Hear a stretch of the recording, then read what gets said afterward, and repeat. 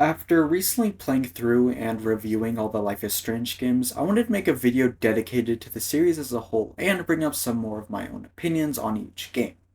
I will go chronologically and then discuss certain aspects of the entire series. This video will contain major spoilers for all the games, so if you have not played them for yourself, I highly recommend you do so. If you want more in-depth thoughts about any of the games, I do have full reviews on each one. Now, without further ado, let's get started. Life is Strange Before the Storm is my least favorite game in the franchise.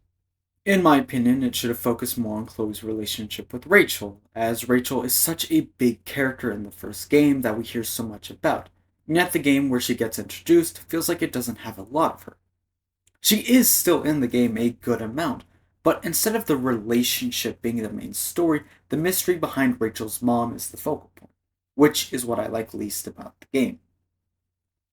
Nearly everything that happens in the second half of episode 3 bugs me, as so much is going on that isn't needed. Chloe breaking in and finding drug dealing criminals being hired by Rachel's dad, who is the DA, to kidnap, drug, and or kill his ex-wife. This is all without Rachel there, so we don't get her reaction to the two of them discovering this and working together and bonding. If Rachel was there with Chloe to help save her mom, that would build a lot of trust between them, solidifying their friendship. But it doesn't do that.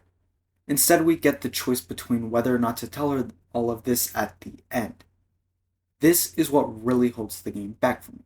But that isn't to say the game is all bad. This game has some great moments for Chloe as a character. Her arc with Joyce and David is great. Her beginning to come with terms with her dad's death is amazing. On top of that, there is still relationship building between Rachel and Chloe. A little rushed in my opinion, but it's still there. In fact, the play scene where they're saying the lines but really talking about their friendship is arguably the best moment in the game and one of the best moments in the series.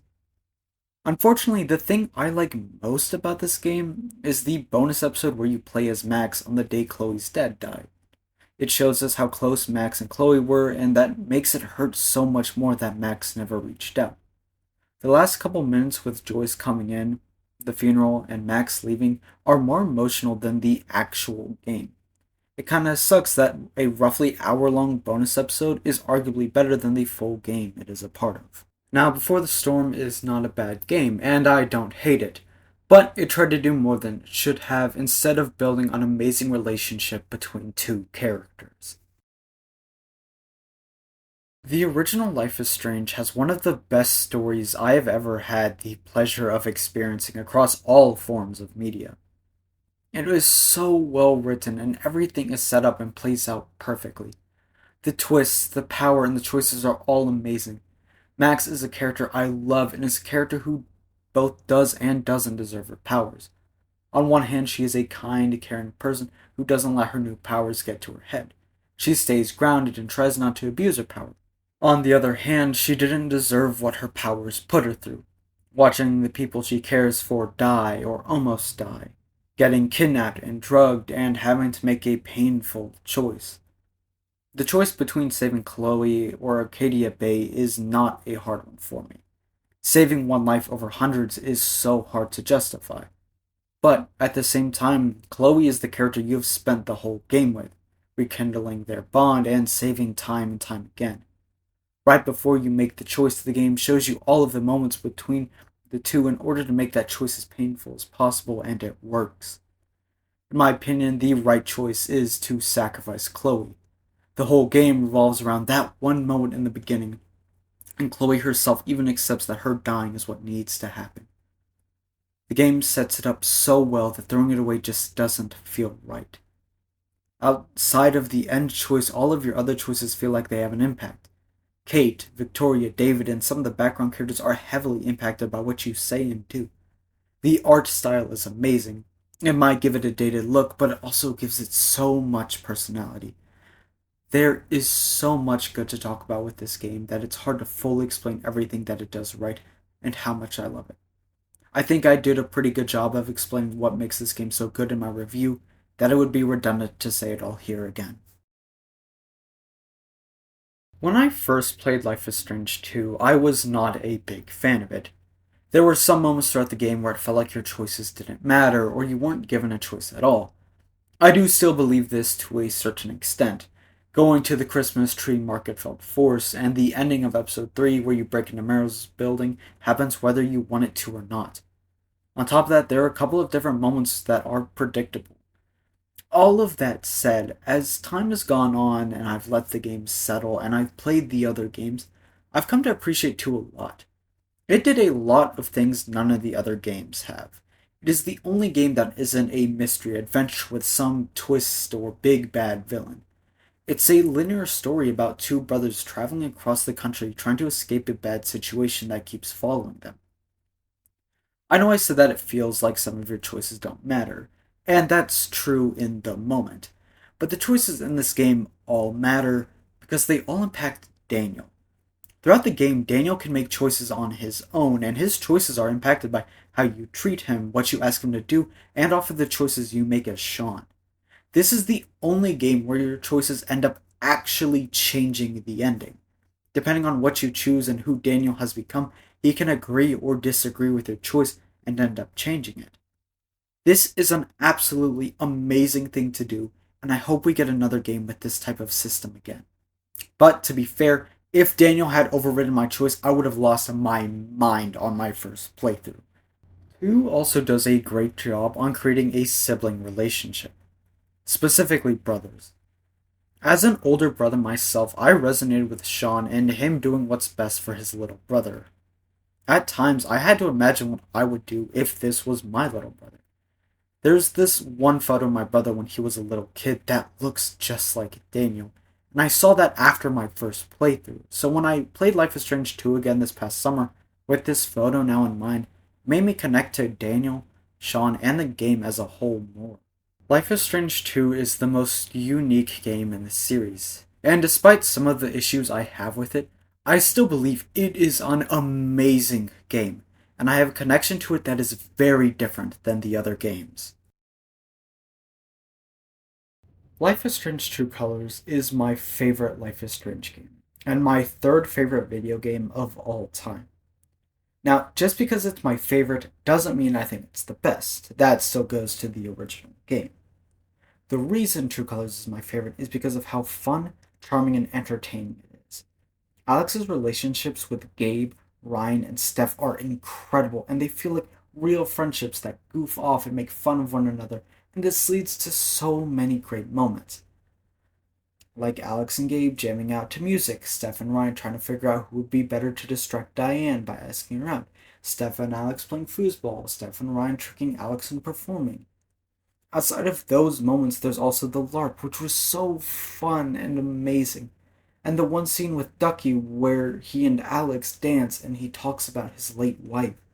The characters and moments in this game are just so good that even though it doesn't have the greatest story or gameplay, it is one of my favorite games of all time. I love True Colors with all of my heart, and that's truly all I need to say about it.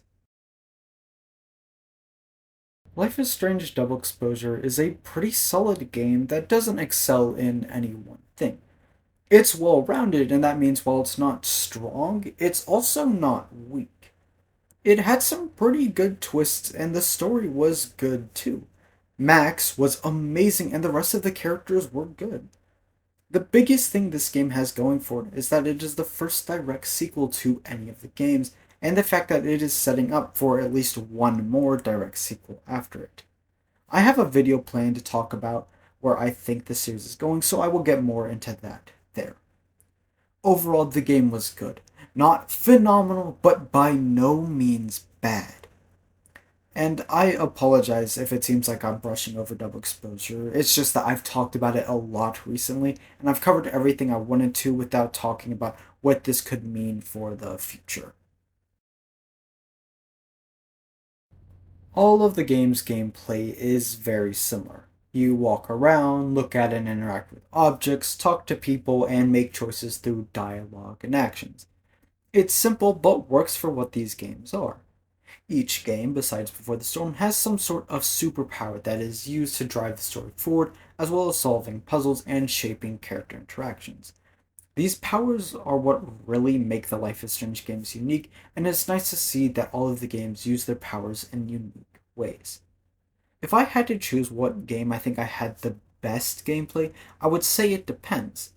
In terms of being a choice based game, 2 followed very closely by 1, as your choices change a lot of outcomes. In terms of fun, I would say True Colors. And in terms of power usage, I would say the first Life is Strange. For the other two, the thing I think Before the Storm did best in terms of gameplay was actually when there wasn't gameplay. The moments where you just sit back and let Chloe think or talk and stare out while listening to music as long as you weren't were really good. Even though all the games had moments like this, something about Before the Storms felt different. For Double Exposure, I think its best gameplay element was keeping track of the two different worlds and using specific info to benefit you between worlds, as well as making sure you weren't confusing them. Overall, the gameplay of these games is great for what these games are. The stories of all of these games are good. Everything besides 2 is a choice based mystery adventure, and they do great jobs with it. The stories are what everything revolves around in these games, and in my opinion, it's the best part of them. If I had to say what was the best or my favorite story, I would say the first Life is Strange, hands down.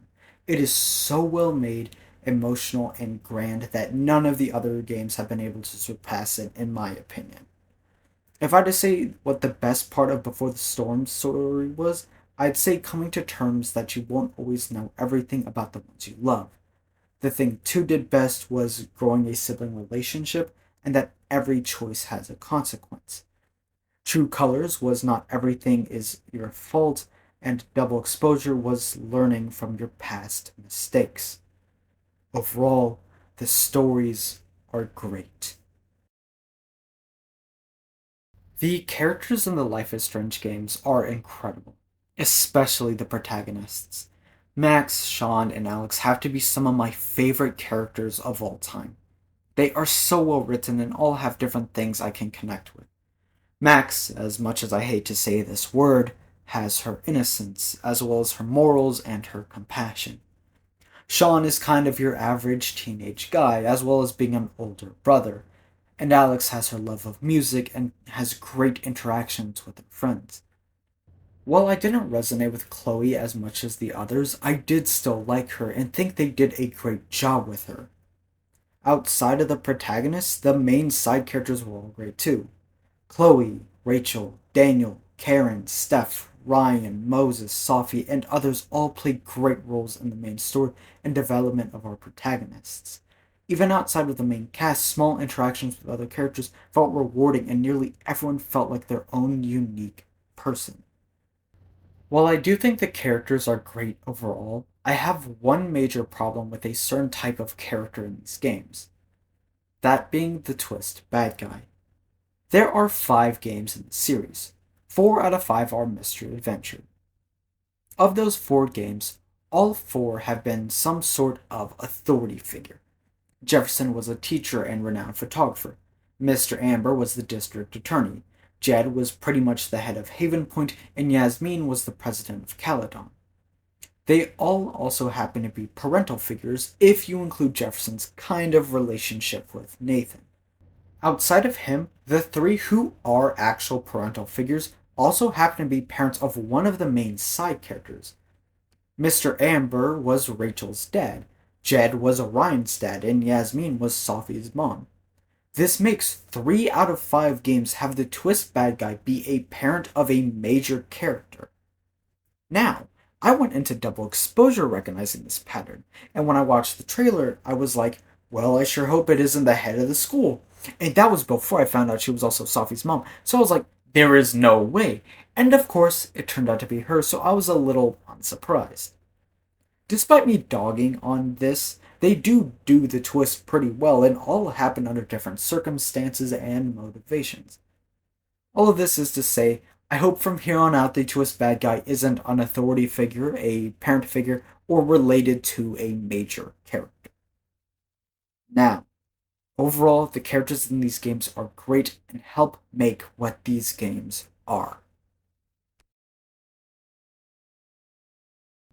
Now I'm on to all the extra stuff that I want to talk about but isn't as major, starting with the graphics. The graphics in these games vary, as the first game has a very cartoony look with everything being painted or drawn, but also looking a little low quality. As the series progressed, the games got better graphics, but at a slight cost to the art style, until Double Exposure when it was heavily toned down on the original style, but looks really good. I think True Colors strikes the best balance of being a very good looking game while still keeping a lot of the cartoony painted look.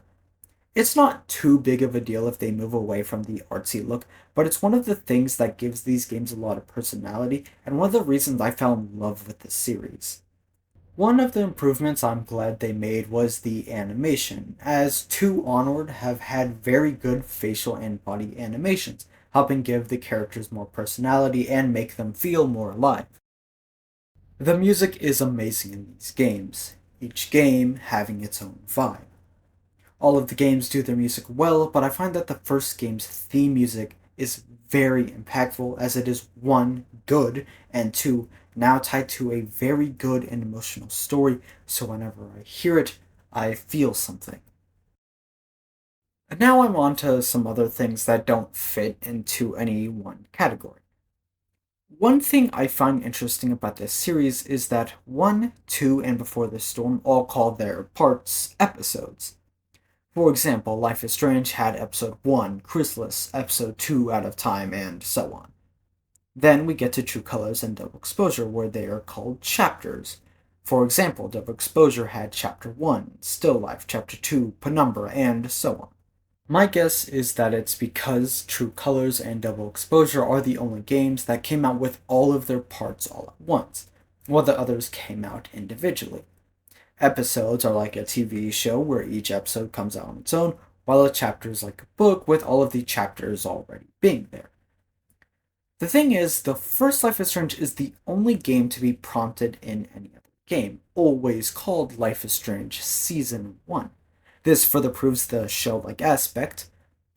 My question is, what would the other games be called then? Would Life is Strange 2 be Season 2? Would True Colors be Season 3? Or Volume 1, like a book? Or just referred to as Life is Strange True Colors? Now, Double Exposure did something different, with it asking what happened in the first game through dialogue, instead of a prompt at the beginning of the game. So I wonder if any game were to be mentioned besides the first one, would they do it like this instead? Anyway, none of this really matters, it's just something I've been thinking about and wanted to bring up. And that is all the extra stuff I wanted to cover from these games. The Life is Strange series is one I hold near and dear to my heart. These games have greatly impacted me, not only as a gamer but as a person.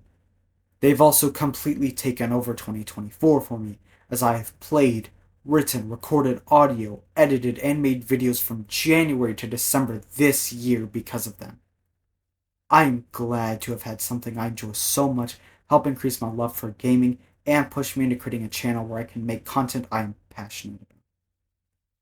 I love the Life is Strange series, and I will continue to play and make videos on them as long as they keep coming out. And with that, I would like to thank you for watching my video.